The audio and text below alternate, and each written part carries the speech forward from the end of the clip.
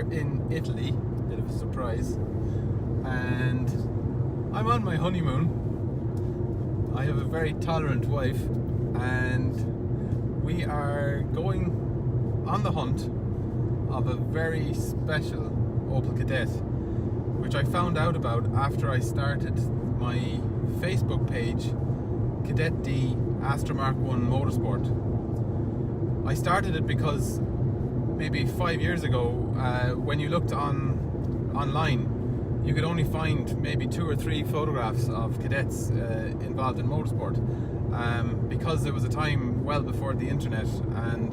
they were only competing in classes, and they didn't get a lot of publicity,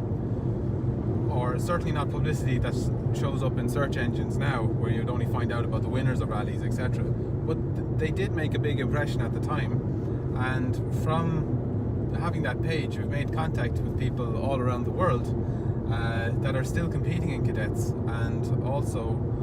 have some quite historic cadets that had significant history in the past. It's how I found out about this amazing Italian woman, Micky Martinelli, who competed very successfully in her class in Italian international rallies and national rallies within Italy. A man on Kadett.it wrote a big story about restoring his car, and I followed that, and this also led me to know about a car in Germany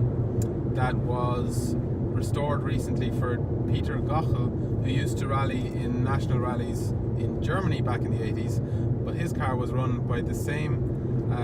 Italian preparation company, Tuning Carenini. The Micky Martinelli car was restored by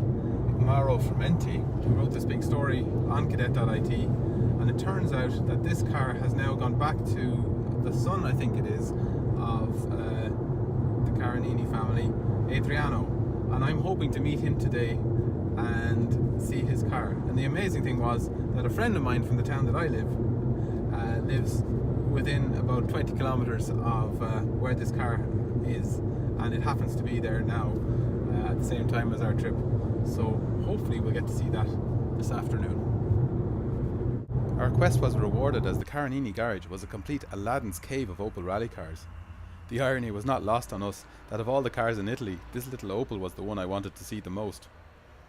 By chance, Adriano's father, Silvio, who had prepared this car originally for Micky Martinelli, happened to be there, and we had a long discussion in broken English and Italian about the merits of front-wheel drive and how revolutionary it was in clubman motorsport in the early 80s.